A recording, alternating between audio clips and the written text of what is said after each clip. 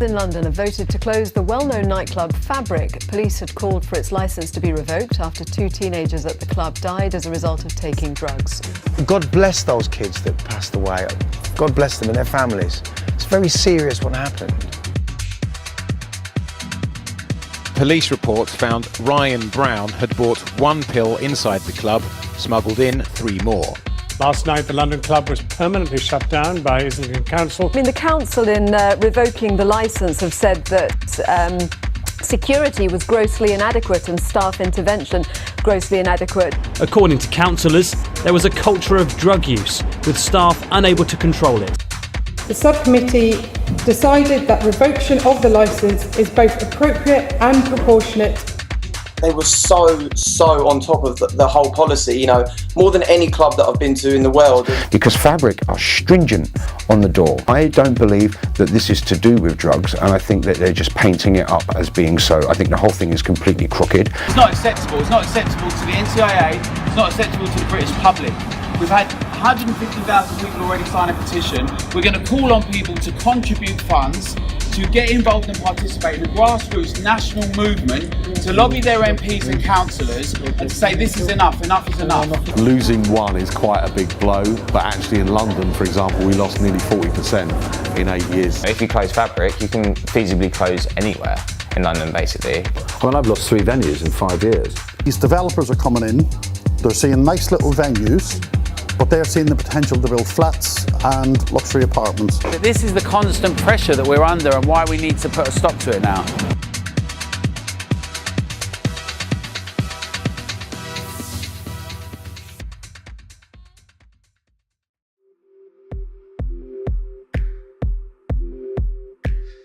Fabric opened in 1999 opposite Smithfield Markets in Islington.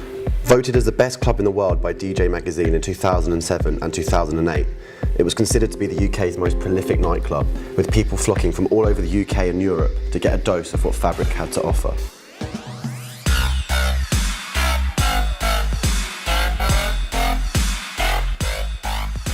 Fabric is like a jewel in the crown for Britain. It's a cultural asset, it's an economic dynamo. They represent the best in sound, the best in safety. There's only a certain amount of clubs that can get the calibre of DJs and people coming through there. Without a huge club like that, you know, it's basically going to leave a massive hole in London. On September 7th, Fabric had its licence revoked and was forced to shut down by Islington Council. Are you telling me that 2 people OD and at their own doing and Fabric's responsible for their actions? Or the music? Furthermore, the music's responsible. Let's blame it on the music. Management of Fabric quickly disclosed that they were appealing the decision. This elicited widespread support from those in the music industry and clubbers alike. Over 160,000 people signed a petition and many spoke out against Islington Council. I'm really disappointed. When I was younger, I went to Fabric. While DJs and venue owners organised fundraisers and events to raise money to aid Fabric in their appeal, as many felt they were mistreated and that their closure was totally unjust. They're losing money hand over fist with, you know, rates, lease, soft costs, hard costs, staff. What they're being put through is ridiculous. The way they've been treated by the council and the police, I feel, is very unfair. If there's an issue with Fabric, why didn't they offer them some support and guidance? Why didn't they put them under special measures? Why just close the place down? A spokesperson for the council said, "Existing conditions on Fabric's licence to prevent serious crime have not been observed. A culture of drug use exists at the club, which the existing management and security appears incapable of controlling." One of the prosecuting side on the side of the council essentially said that Fabric has no regard for their customers' safety, which is completely false. The whole nature of music and events is, it's an inclusive thing. Being in a sort of place like that is all about empathy. So they couldn't really be more wrong about it, I think. I just don't think it was thought through, and it's just terrible the way it has happened for them. 250 people out of work overnight. The picture provided by the authorities is that Fabric was incapable. However, my experience of Fabric is that they had an incredibly strict door policy, and upon speaking to many others, it becomes clear that they were in fact one of the best in the industry.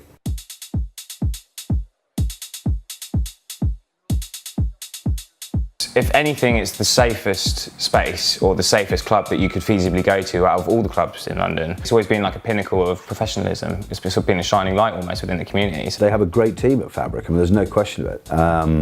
They've got a lot of experience. They're very passionate about what they do, and I think they're very proud of what they've achieved, and they should be. I do know over their years they've actually given up about 20 different drug dealers. So for the police or the council or anyone else to say that they're not fulfilling their role in crime reduction, I would certainly disagree with that.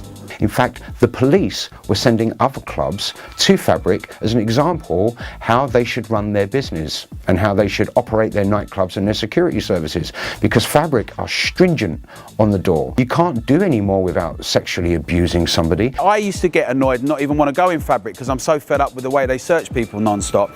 The fact that they do that and then they have 2 first aid people and they have all sorts of measures to resolve things. What's unbelievable is how few fatalities there have been. Well, I actually know the head of security personally, and I know that Fabric are really strict on things like that. They have a very strong door policy in place. There's not much more they can do. The council have used the sad deaths of 2 young boys as an excuse to push through their agenda. We contacted a number of councillors to try and get them to explain their decision, but they all refused to provide an interview before the appeal.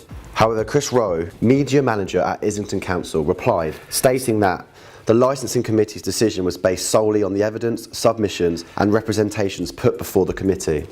What evidence then did the council take into consideration when they shut down Fabric? We spoke to Ali Byers, a journalist who revealed exactly what evidence was used in the hearing and who offers a more likely reason why the council shut down the venue.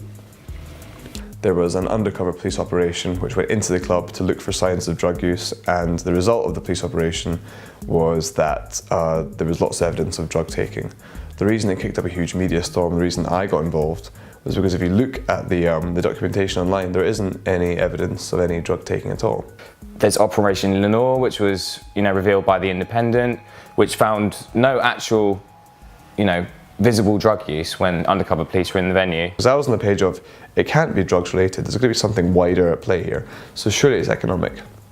So by coincidence, a day or so later I had dinner with somebody very senior at Ministry of Sound. He said that I should look into a couple of Islington documents. I looked through and I found evidence of an operation that took place, Operation Lenore. They sent in an undercover police operation, but the undercover police operation didn't find anything. It was all completely circumstantial evidence based on people looking like they're under the influence on the dance floor, people asking for drugs in the smoke area. Nothing you could bring anyone to court on, and yet Islington used this fairly fabricated kind of evidence to shut the whole thing down. And the whole thing to me didn't make any sense. Why would you take anecdotal evidence to shut an entire nightclub down? So I looked at the paper trail, and the way it works is Islington Council is losing millions a year in government cutbacks. To keep a nightclub running, there's a certain number of requirements the council has to do. It has to provide police, it has to provide emergency services, it has to have people on standby. All these things cost the council money. Now, Fabric makes a lot of money, in its area, and so it employs a lot of people, it pays a lot of tax, but that money goes from Fabric to the central government. The central government don't redistribute it to the council. So what you end up with is, despite Fabric making money, a cash-strapped council being told, make more cuts. A cash-strapped council having to lay off police officers, lay off people left, right and centre, and they simply can't afford the logistics of supervising Fabric.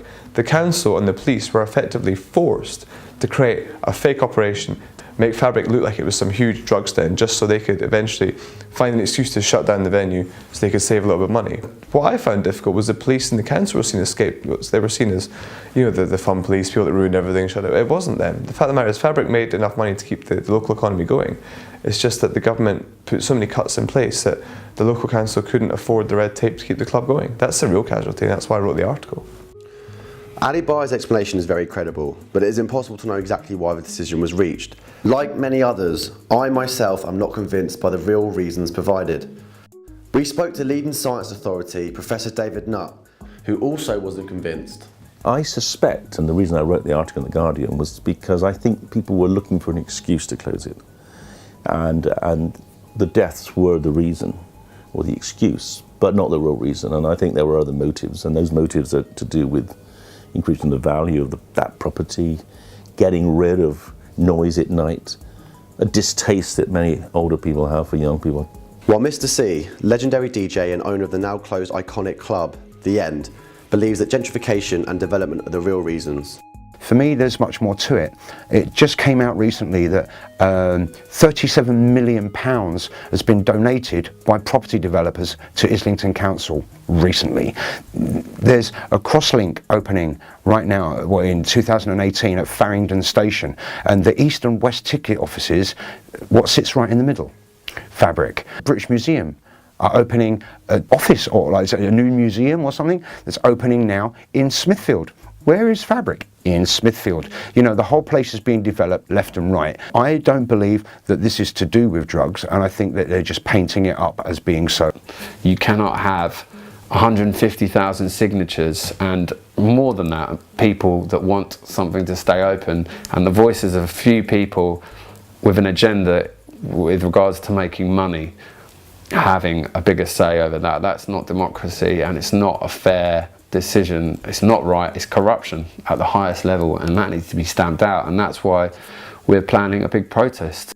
Many gathered in the streets of East London in a popular protest to demonstrate their support for Fabric and to speak out against the council.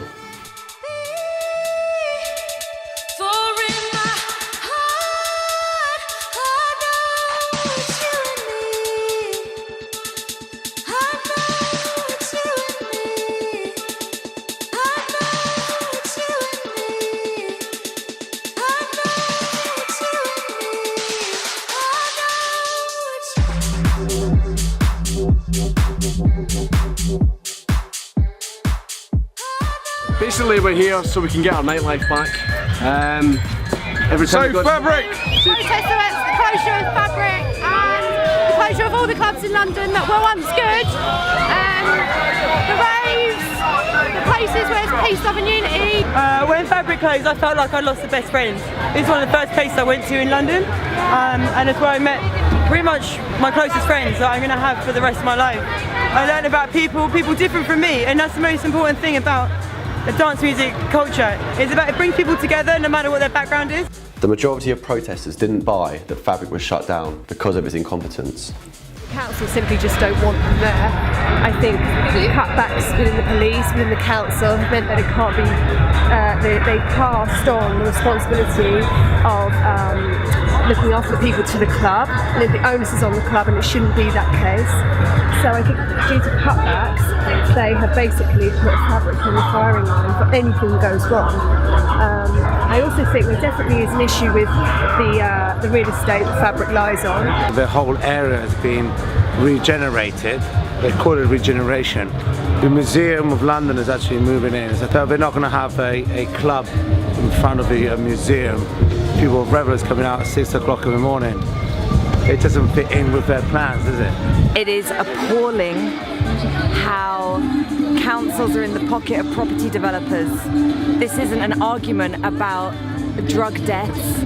That drug reform is needed in this country, but the people that are after Fabric and are after our nightlife are the people who are just building more luxury flats for rich people. It's not just London, it's every city, every town in this country is losing music venues and clubbing venues and nighttime venues, and it's time for me to step up.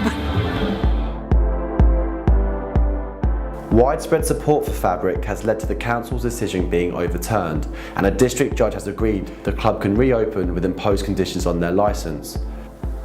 Fabric's doors will open once again. This is incredible news and a massive victory, not only to the club, but to all the people who supported them through this time.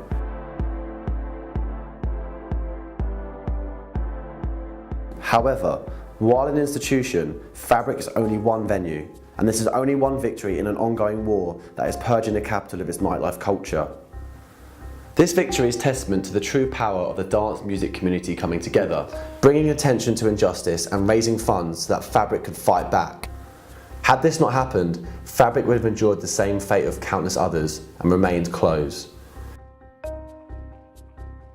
We can't know for sure why Islington Council revoked the venue's licence. A desire to prevent further tragedy was undoubtedly a consideration, but it is unlikely to be the primary one. It is also unlikely that the council, developers and the police colluded in some sort of master plan to shut it down.